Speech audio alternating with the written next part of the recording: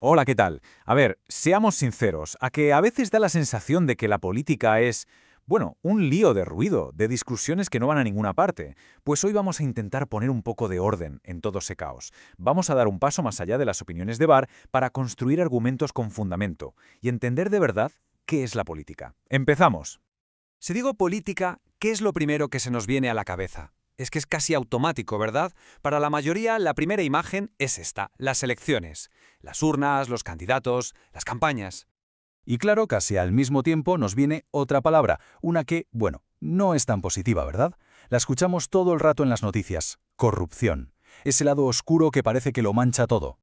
Y de la mano de la corrupción, pues claro, vienen los escándalos, todas esas polémicas, esas luchas de poder que llenan titulares y que, al final, son la imagen que a menudo se nos queda de la política.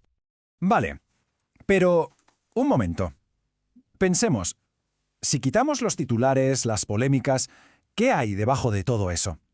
O sea, ¿la política es solo eso, elecciones, corrupción, escándalos? ¿O hay algo más? Algo fundamental. Pues para responder a eso, aquí tenemos nuestra hoja de ruta. Primero, vamos a mirar más allá de los titulares. Después veremos qué es eso de la política, el poder y los acuerdos. Entenderemos por qué se puede estudiar como una ciencia y abriremos esa misteriosa caja negra del poder. Y para terminar, hablaremos del gran reto: cómo reformar las cosas sin cargárnoslo todo. Muy bien, pues vamos a ello. Empezamos por el primer punto. Necesitamos una definición que vaya más allá del ruido de los medios. A ver, si tuviéramos que definirla, en el fondo la política es una herramienta, ni más ni menos. Es la forma que tenemos como sociedad de solucionar nuestros conflictos, de ponernos de acuerdo en cosas que nos afectan a todos. Y lo más importante, esos acuerdos son obligatorios. El Estado tiene el poder para hacer que se cumplan, pero ojo, no de cualquier manera, sino buscando siempre el bien común.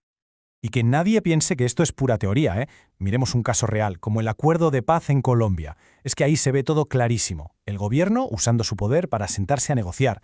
Años y años de diálogo para llegar a un consenso. Y al final, la fuerza del Estado para desmovilizar a la guerrilla y hacer que el pacto se cumpla.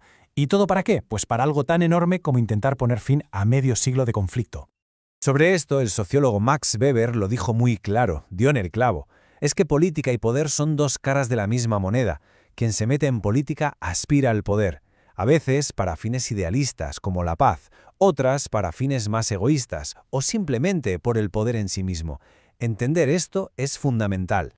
Y para entender esa relación con el poder, hay una analogía que me parece genial. Pensemos que el poder es como una casa. Los ciudadanos somos los dueños, los arrendadores, y con nuestro voto se la alquilamos a los políticos por un tiempo. Ellos son los arrendatarios, y tienen la obligación de cuidar la casa y usarla para el bien de todos. ¿Y qué pasa si no lo hacen? Pues muy sencillo. En las siguientes elecciones se les acaba el contrato y no se lo renovamos. Así de simple. Pasamos a la siguiente parte. Vale, ya sabemos qué es, pero ¿cómo la analizamos sin caer en la simple opinión? Pues aquí es donde entra la ciencia política, que de verdad no es algo solo para universitarios, es como un kit de herramientas para cualquiera. Y es que el gran salto que nos propone es este: pasar de la opinión al argumento. A ver, una opinión pues se basa en lo que nos parece, en nuestra experiencia, es superficial. Ve el síntoma, ¿no? Esto funciona mal. Pero un argumento es otra cosa. Se construye con análisis, con datos, y no se queda en la superficie. Busca la causa real del problema. Hace un diagnóstico. La analogía con la medicina es perfecta. Un buen médico no te ve con dolor de cabeza y te da una pastilla sin más.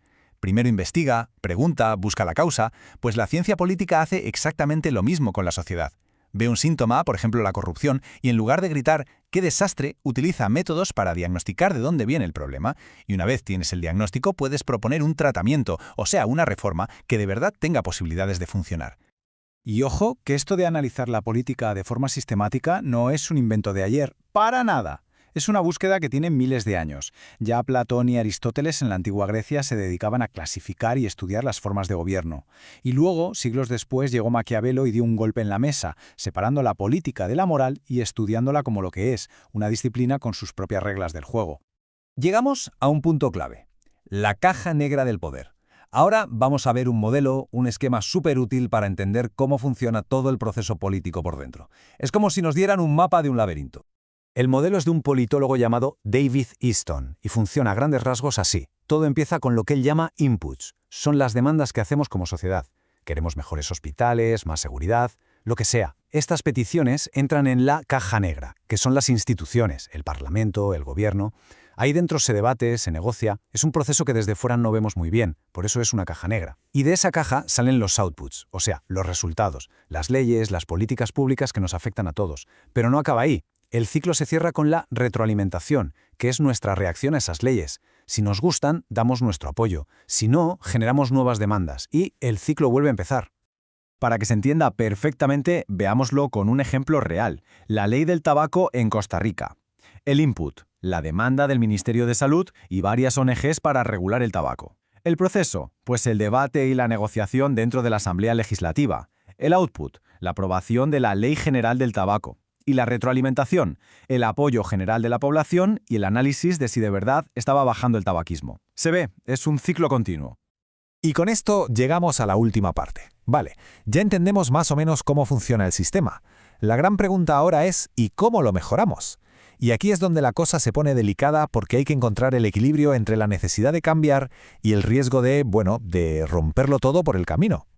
Porque claro, no todas las reformas son buenas. Una reforma que funciona, una reforma exitosa, parte de un diagnóstico serio. Se pregunta, ¿cuál es el problema de verdad?